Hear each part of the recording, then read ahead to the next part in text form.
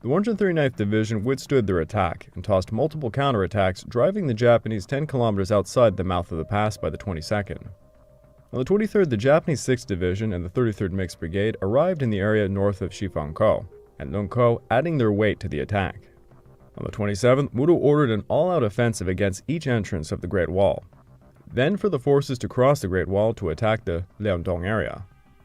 Days upon days of seesaw battles took place, but by April the 8th, the Japanese launched a furious attack against Lungkou. 300 to 400 Japanese assaulted Liujiaokou in the north under artillery cover, but they were repelled. On the 9th, the Japanese 6th Division and the 14th Mixed Brigade launched another fierce attack against Lungkou, seizing the Baili Mountain Pass, forcing the Chinese to retreat to the west bank of the Luanhe River. The Japanese occupied the Longkou Pass on the 11th and began spreading out to attack Jieliankou and Yiyuankou. The Japanese 33rd Mixed Brigade attacked Jieliankou, defended by the 116th Division, quickly overwhelming them with combined arms, forcing their retreat. Yiyuankou was defended by a regiment of the 116th Division, and thus it was brushed aside by the Japanese by April the 21st. After the Japanese seized the Longkou Pass, Chiang Kai-shek sought support from the League of Nations to intervene and stop the Japanese aggression. However, Britain, France, and the United States were unwilling to get involved, some arguing Japan's traditional sphere of influence was northeastern China.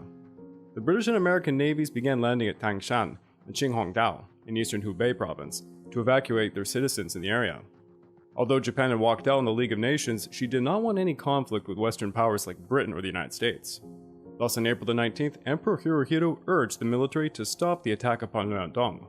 On the 21st, Japanese forces were forced to withdraw, despite the fact the 6th Division had already entered Liaodong.